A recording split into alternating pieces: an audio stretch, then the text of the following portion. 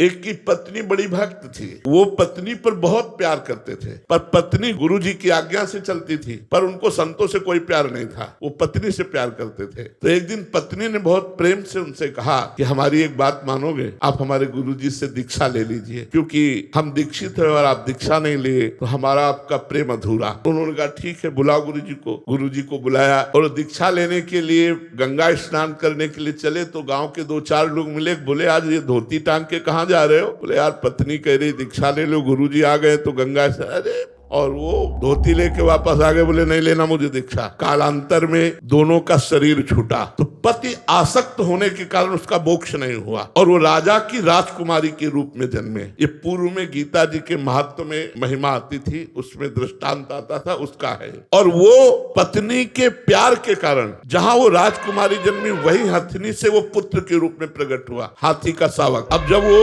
नव युवक अवस्था में हाथी आया और श्रृंगार करके राज सवारी निकली और राजकुमारी सिंहासन पर आरूढ़, तो जे भी उसने देखा तो पूरी स्मृति जागृत हो गई कि ये तो मेरी पत्नी थी। अब ये राजकुमारी और मैं हाथी हूँ, कैसे मिलन हो सकता है? वो चुपचाप सहता रहा, क्योंकि कुछ अपनी बात व्यक्त नहीं कर सकता, हाथी रूप में है। अब राजा ने अपनी राजकुमारी का स्वयंवर रचा। जे ही स्वयंवर की घोषणा हुई तो उसने खाना पीना सब छोड़ दिया। वो बहुत ही सुशोभित हाथी के रूप में था। राजा को सूचना पहुंची, राजवैद्यों ने देखा, बोले कोई रोग नहीं। राजकुमारी विज्ञान संपन्न थी क्योंकि भजन करती थी। उसने कहा इसकी औषधि मेरे को पता है, मुझे एक बार इसके समीप जाने दो। नजदीक गई और कान में कहा था गुरुदेव को वरण कर लो। नहीं वरण किया ना तो हाथी की योनि को प्राप्त हुए। सकुचाओ मत, तुम्हारी गले में जयमाला डालूंगी। सकुचाओ मत, स्वयंवर में तुम शोभा के लिए खड़े किए जाओगे और मैं तुम्हारे ही गले में माला डालूंगी और इस जन्म में इतना भजन करूंगी कि आगे जन्म में हम फिर दोनों मिलेंगे। उसने ऐसा ही किया।